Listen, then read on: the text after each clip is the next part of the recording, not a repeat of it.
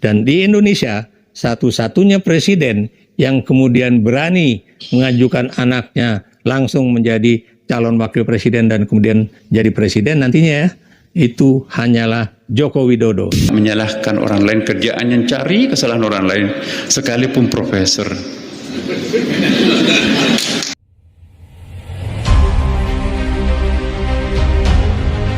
Profesor Ikrar Nusa Bakti akhir-akhir ini rajin sekali sampaikan narasi yang selalu menyudutkan Bapak Jokowi. Kali ini dia membandingkan era pemerintahan Bapak Jokowi dengan era pemerintahan Bapak Soeharto. Tentu narasinya ini memancing reaksi netizen untuk berargumen membela Bapak Jokowi. Bahkan seorang menteri agama pun tak ketinggalan singgung profesor yang selalu mencari-cari kesalahan orang lain. Selain itu juga ada Bapak Ia Subiakto yang kembali mensekakmat narasi dari Mbah Amin Rais. Mari kita mulai. Presiden SBY beberapa waktu lalu mengingatkan kita semua, jangan sampai ada dua matahari dalam kepemimpinan nasional. Apalagi kepemimpinan politik buat sebagian pemimpin yang kurang terdidik dan bodoh pasti menimbulkan sengsara rakyatnya. Nah, wanti-wanti Pak SBY itu sesungguhnya sebuah jeweran buat kita semua. Kita sudah punya presiden baru sejak 20 Oktober tahun lalu, yaitu Pak Prabowo Subianto, tetapi Jokowi alias Mulyono masih saja cawe-cawe ingin mengatur negeri dan target politiknya jelas menurut saya, yaitu membuat kepresidenan Prabowo gagal.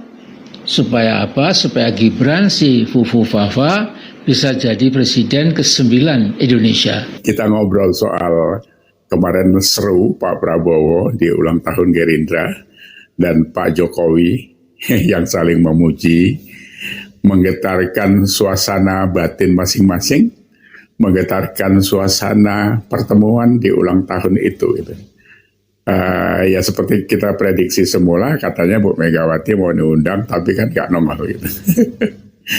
Ini menyambung apa yang selalu dikatakan bahwa mereka akan dipecah gitu. Seperti yang pernah kita bahas di podcast yang lalu, juga kan isunya seperti itu gitu. Tapi apa yang terjadi sekarang? Usaha apapun akan sia-sia kalau tujuannya untuk menjauhkan Pak Jokowi dengan Pak Prabowo.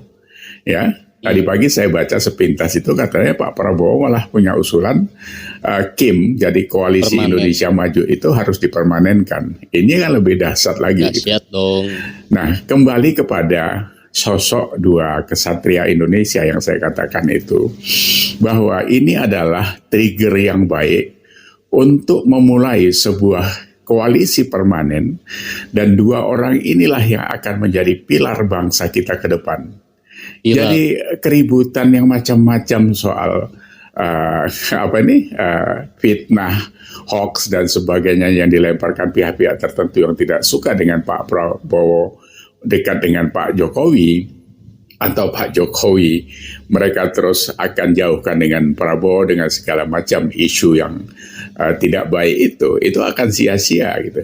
Jadi ya memang karena pembenci ini kan susah kita ngomongnya. Jadi seperti saya sampaikan kepada teman-teman bahwa kita tidak perlu mengajak mereka untuk baik karena itu memang sifat dasar mereka seperti itu.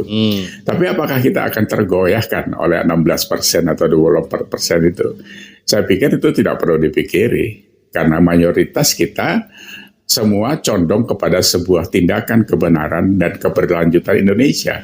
Jadi itu yang harus kita pertahankan. Gitu. Jadi kita nggak perlu risau dengan omongan-omongan mereka. Itu omongan murahan, toh pada akhirnya akan hilang begitu saja. Yang namanya Pak Harto selalu menjaga agar yang namanya anggaran benar-benar untuk rakyat, bangsa, dan negara. Ini berbeda dengan Jokowi. Kenapa? Karena buat saya di era Jokowi yang namanya korupsi itu dibiarkan merajalela, hanya dipakai untuk alat politik dia.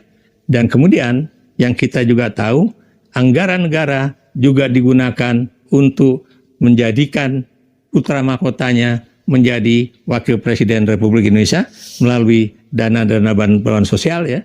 Sementara di era Pak Harto tidak pernah menggunakan anggaran negara untuk menjadikan anaknya sebagai seorang wakil presiden ataupun presiden pada saat itu ya.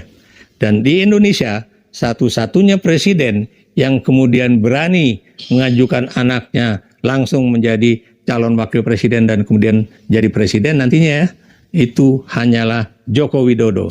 Dan kemudian seorang presiden yang juga berani menggunakan anggaran negara untuk membeli suara pada pemilu itu juga adalah Joko Widodo.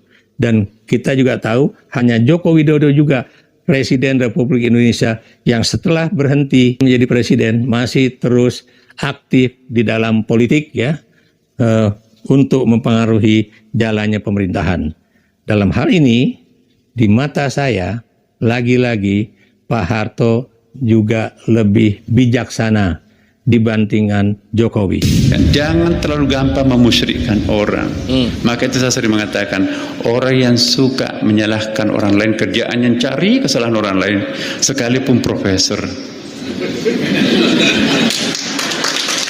Dengar tuh Kalau profesor. kerjaannya suka menyalahkan orang lain, itu masih harus belajar. Meskipun profesor Tapi kalau sudah mulai masih menyalahkan belajar. dirinya, introspeksi dirinya sendiri, astagfirullah, pantas semuanya hitam. Saya nggak sadar saya pakai kacamata ribbon ini. Saya yang salah. Itu orang sudah sedang belajar. Tapi kalau tidak lagi menyalahkan orang lain, tidak juga menyalahkan dirinya sendiri, tapi diam-diam menyelesaikan persoalan tanpa menepuk dada, selesai belajarnya. Kenapa? Sudah menjadi arif. Orang arif tidak pernah mencari kambing hitam, kambing putih.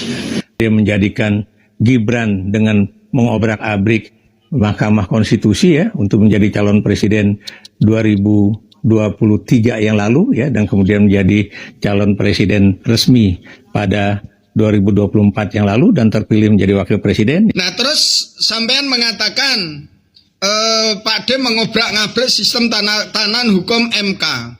Izin Prof. Yang mengajukan gugatan ke MK itu apa Pak Jokowi, Mas Gibran, Mas Kaisang, atau keluarga Pak Jokowi? Kan bukan. Yang mengajukan kan bukan ada irisan dengan keluarga beliau. Kan bukan, Prof. Yang mengajukan kan bukan dari pihak Pak Jokowi. Bagaimana mungkin orang yang tidak berkepentingan dengan hukum tidak mengajukan gugatan dikatakan yang mengobrak-abrik? Nah ini saya rasa argumen panjenengan ini perlu diuji lagi, Prof. Cari variabel-variabel lagi, variabel-variabel yang lebih kuat lagi, Prof. Yang lebih kuat lagi karena terkait dengan pencalonan Mas Gibran itu sudah melewati tahapan dari berbagai lembaga. Ada MK, ada KPU, ada Bawaslu dan seterusnya, dan itu sah. Bahkan Mas Gibran itu tidak hanya menang secara hukum, secara politik juga menang karena bersama dengan Pak Prabowo itu 58%. Apakah 58% itu akan nafikan, ditiadakan, terus diingkari, mengikuti yang mohon maaf yang sedikit hanya 14%, 16%, tapi merasa aristokrat, merasa paling pintar, paling benar, paling ngerti. Politik kan tidak pada tataran itu, Prof. Iya kan, karena politik itu kan lebih kepada kepercayaan, keberpihakan, kepemilihan, keyakinan, dan itu ada di hati nurani. Dan itu ada pada masyarakat. Dan Indonesia sistem, dan kita ketahui Indonesia ini politiknya adalah unprediction. Kadang kajian-kajian teoritis para profesor itu jempalitan jungkir balik dengan apa yang terjadi di Indonesia. Ini beda dengan di luar kan gitu. Ini perbedaan yang ada di Indonesia. Ini ada satu keunikan. Karena terkait dengan sejarah, terkait dengan budaya, terkait dengan kebiasaan, terkait dengan keyakinan yang ada pada masyarakat Indonesia. Jadi belum tentu uji-uji teori-teori panjenengan itu akan sesuai relevan dengan apa yang ada di masyarakat. Ya, entah apa salahnya Bapak Jokowi ini kepada Profesor Ikrar Nusa Bakti ya, karena Profesor satu ini selain mulutnya itu pedes banget ya, kayak tampak banget gitu gak suka sama Bapak Jokowinya itu. Dan lagi-lagi dia singgung pencalonan Mas Gibran ya, meskipun sudah berlalu gitu kan kalau dipikir-pikir. Tapi ya beginilah, mereka belum bisa move on gitu kan. Beliau ini kembali bersinggung ini ya, pencalonan Mas Gibran sebagai wakil presiden gitu kan, bahwa katanya Bapak Jokowi lah yang meminta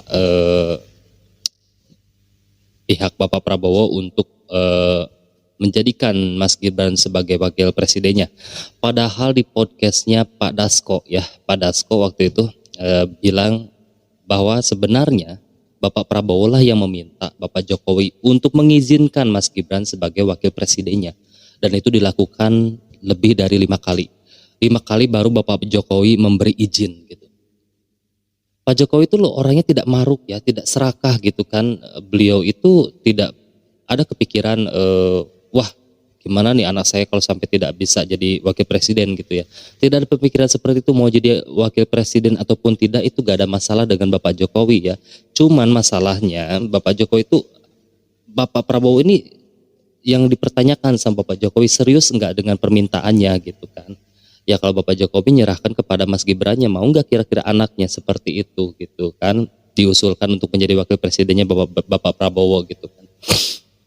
Dan ini juga pernah disinggung juga sama Bapak Prabowo di sebuah pidatonya ya, bahwa yang menginginkan Mas Gibran sebagai wakil presidennya adalah beliau sendiri ya, Bapak Prabowo sendiri yang memilih gitu kan.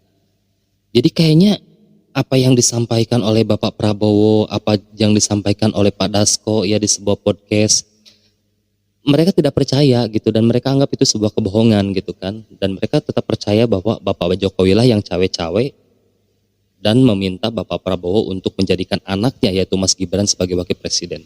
Itu pemikiran yang sangat picik sekali gitu kan. Mereka ini saking tidak terimanya, saking tidak bisa move on-nya dari pencalonan Mas Gibran, sampai mereka nafikan itu semua ya, mendustai fakta yang ada gitu kan. Aduh, Profesor Ikrar ini entah sampai kapan ya beliau ini nyinyirin terus, menyudutkan terus ya Bapak Jokowi di setiap podcast-podcastnya yang selalu bernarasi tajam ya kepada Bapak Jokowi, Profesor ini. Nah teman-teman, mungkin sekian video kali ini. Terima kasih sudah menyimak kembali. Sehat selalu, lancar rezeki. Sampai jumpa lagi di next video.